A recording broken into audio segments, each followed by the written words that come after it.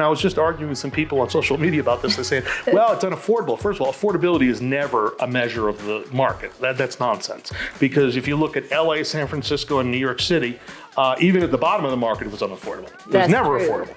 So affordability, I think, is a red herring. That doesn't mean anything. Mm-hmm. It's just simply supply and demand. So if we're going to look at it that way, we have to go, okay, it's supply and demand within this neighborhood, within that neighborhood, not nationwide or statewide, or even citywide for that matter.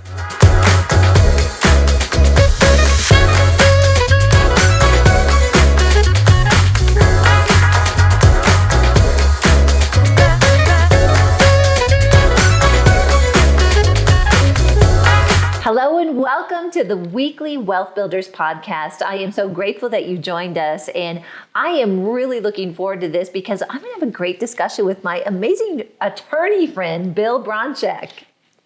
Great to be here, Karen. Thank you very much. My pleasure. Thank you. We're so glad you're here. And just to give you a little insight, Bill and I are neighbors. Mm-hmm. And so it took you all of 3 minutes to come over and join me today, which is awesome.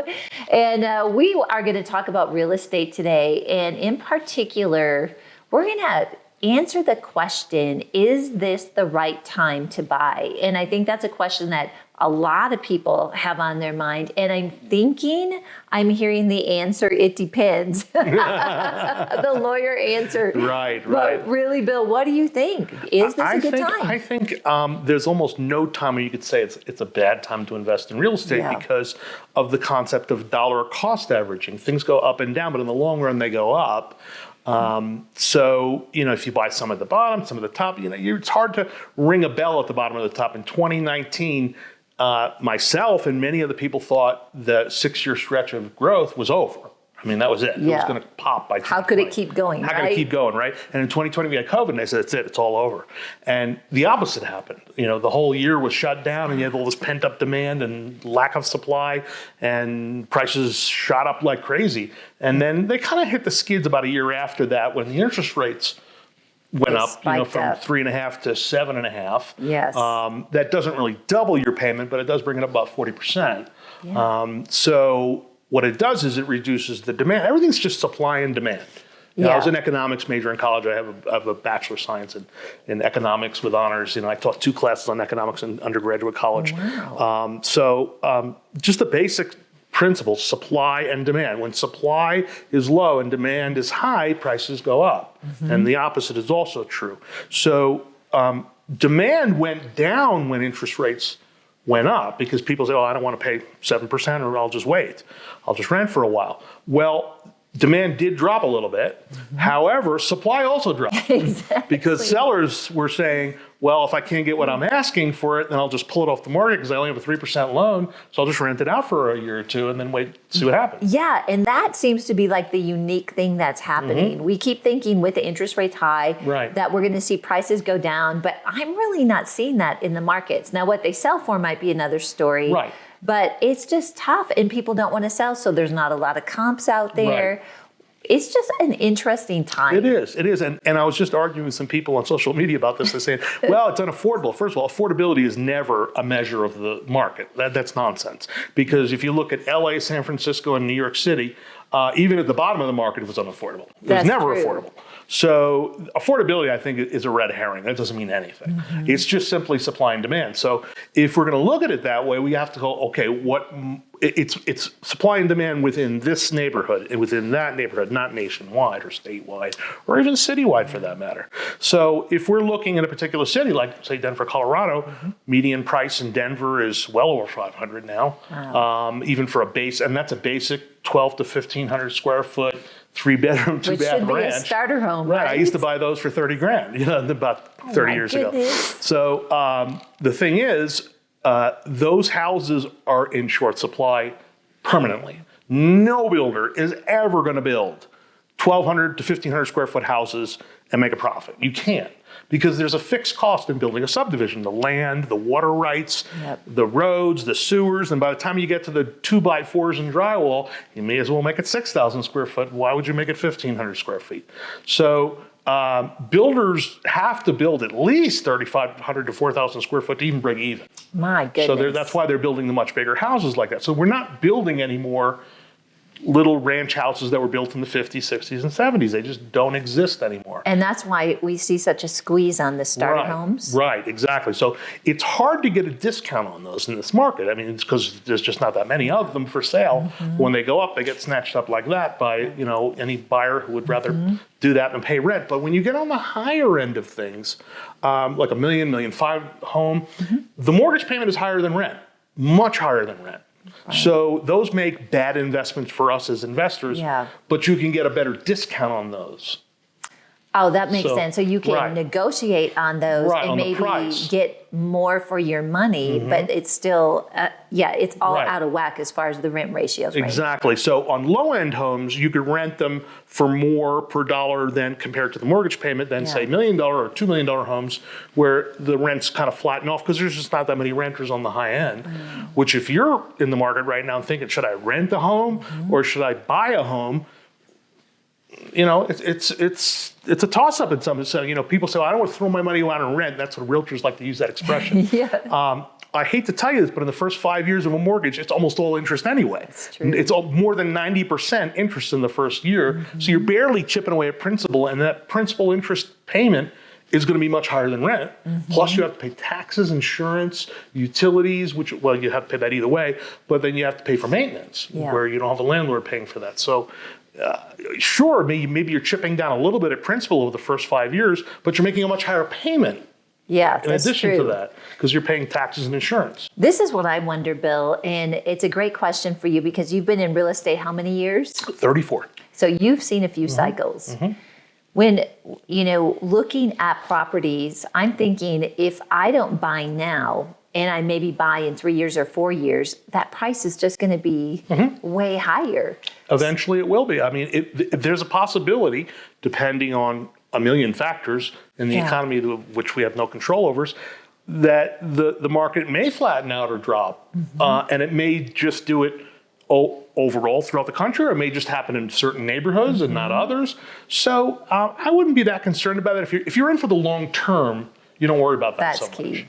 Right. If you've got, time on your side, if you're under 50, you have time on your side. Now, if you're investing now in your late 60s, early 70s, you don't have as much time. So you may be wanting to buy something maybe in the Midwest where you get more rent and you're just looking for cash flow. Whereas myself and many other investors, who are younger, I'm not under 50 anymore, but I still got time. I thought you're 39 like Billy, right? I made a deal with God. I said, make me live to 120 and I'll do for you what Moses did. And he said, I hate to tell you that, but Moses didn't start till he was 80. I said, all right, I'll take 40 years. 98, I'll take from 58 to 98. So I have time on my side. But many of the properties I bought 20, 30 years ago, really cheap. So I have that working for me. But in the long run, properties do go up in value. So in the short term, they may go up and down. And that's not really the important thing. The important thing is to evaluate each deal on its own to make sure it makes sense. Okay, if I buy in this neighborhood, will I get cash flow? Yes or no? Will I get appreciation? So where I said buy in the Midwest, you may go into Indianapolis and buy a half price home than Denver. But in 10 years from now, the Denver home will undoubtedly out appreciate the Indiana house. So if you need cash flow, then you buy cash flow houses. If you need cash flow a little bit, maybe now and more of a deduction, and you'd like future appreciation in equity, then you buy homes in neighborhoods that do. Like California investing is like the book of Job. You suffer for years and years with negative cash flow, and then you're rewarded when you sell it 7 times over. That's a really good analogy. So, because if you own property in California, the little ranch we talked about could be $800,000. Absolutely. Yeah, and it costs. The thing about that is it's kind of good and bad, because if you buy a house in rural Iowa for $100,000 and you only get, let's say, $800 a month or $1,000 a month in rent, in California you might get $3,500 in rent. But the same parts for the fridge and the stove and the roof and everything, they cost the same. Countertops. Whether it's a $100,000 house or an $800,000 house. So it's a nominal expense when your house is worth $800. It's a major expense when your house is only worth $200. Wow, that is really interesting. I never really looked at it that way, to really compare that appreciation and build that into a strategy. So I think what you were saying too, like with cash flow, like you might see like this with values, and that's why we want the cash flow, because it doesn't matter if my house goes up or if it goes down. You just want to be able to cash flow. Exactly. And then eventually, like Billy says, if you get through 2 cycles, you're going to be in a great That's position. a very good point. Yeah, because then you'll have plenty of equity in the house, and there's also opportunities to refi if market rates do drop on the property. But most of my properties, frankly, that I bought years ago, they're at 7% plus anyway. They've been there, but I've only got about 10% left on the payment. That's all principal I'm paying. And you bought it low. I bought it low. I bought a lot of these properties, most of them under $80,000, that are worth in the mid 4s now. Wow, Bill, that's amazing. So I'm down to the last 5 or 6 years on most of the loans, so it's almost all principal anyway, so who cares what the interest rate is at this point? So you got to balance the factors. What is your long-term goal? Is it cash flow now, or is it equity later, or is it a combination? And just sort of make an adjustment for those things. And remember, whether the market's up, down, or sideways, there's always people with particular problems. There's always people in divorce, foreclosure, a job loss, a job transfer. Sometimes it's inherited property, substance abuse, whatever. They've got a problem property, and whether the market's up, down, or sideways, you can find a deal. I think that is so true. A lot of people think, well, interest rates are high, I'm going to sit back and not do anything. But in this interest rate environment, there are opportunities. Exactly. And sometimes it might be more opportunities than in a low interest environment. Because we've all been a part of that. Remember, you'd go in, it's like, oh my goodness, we've got 20 offers. I need to get it up here so that I get that property. Right. At least that's not happening now. No. Multiple overbids is not happening anymore. Yeah. Now, the market has kind of come to what I call a normal pace. Yeah. Now, so we're appreciating, like in Colorado, we're probably appreciating, 4 to 8% per year, depending on the neighborhood, which is that's really better than good. average. Better than average. It's really good. And if you're leveraging by using less money and borrowed money, then you get much more better return on your money that you invest. Yeah, that's really good. And I think a lot of people are holding back because of the interest rates. And let's talk about that for a moment. Right before we went live here, we were chatting about something that the Fed just released. We're all hoping that interest rates would go down. Give us the latest on that. Actually, the Fed rate is not really directly correlated to the mortgage rate. The mortgage rate is on the 30-year long-term bond yield. Now, usually they follow in order together because it's a sort of trend. People look like are the bond rates going to be in the future, and depending on that will determine mortgage rates. Nonetheless, the Fed has pretty much indicated that they're done cutting this year. Although I could see the incumbent administration twisting a little arm there to make things look better for the incumbent, like every incumbent will do on an election year. It might be, where the polls are. If people think that someone more pro-business is going to win, like Trump, of course, then they're probably going to speculate that it's going to be a better economy, interest rates will drop. Where if they think Biden might get reelected, I think the general consensus is that things will continue with inflation and high prices and high interest rates. So, if Trump pulls way ahead by midsummer, we could see mortgage rates drop. We could, based upon the speculation that... Yeah, they're looking ahead. Right. The market is. Right. So if somebody listening to this podcast is thinking about getting into investment property, what would be your advice to them? Just find a deal. It doesn't have to be the greatest deal on earth. Like using the baseball analogy, base hits will win you a game. So just find a reasonably good lower to middle income property, those little brick ranches you see, or 3-bedroom, 1.5 bath, 1,500 square feet. You can built in the 50s, 60s, and 70s. I like to stay 50s or newer because that's when the building code got uniform throughout the country. Oh, interesting. In the 40s and 30s, you have a lot of old stuff, old plumbing, newspaper in the walls. Yeah, exactly. The lath and plaster walls. Now it's all drywall and 2x4. It's much easier to fix and much easier to repair. So I would stay away from anything older than 1950. That's good advice. So in the 50s to maybe 70s, they weren't built very well. They were built better in the 50s and 60s, but they're a little newer, so there's less things that'll break on them. Yeah. So 50s and 60s or 70s, 80s. when you get newer than that, there's just not a lot available because they didn't build anything like that after about 1990. Wow, that's good. And so there is opportunities, and we talk about 4 things. I know there's other things too, but the 1% rule, where you guys know this, you've been listening to us for a long time, but if I'm buying a $100,000 house, just to keep it simple, if I can get around $1,000 of rent, we want to see a minimum of $300 cash flow for a single family, just so that we can weather anything, right? And then a 10 to 20% ROI, or cash on cash return is what we call it. And then to try to stay within 2 to 4 median times the household income in an area is something else that Billy mentions.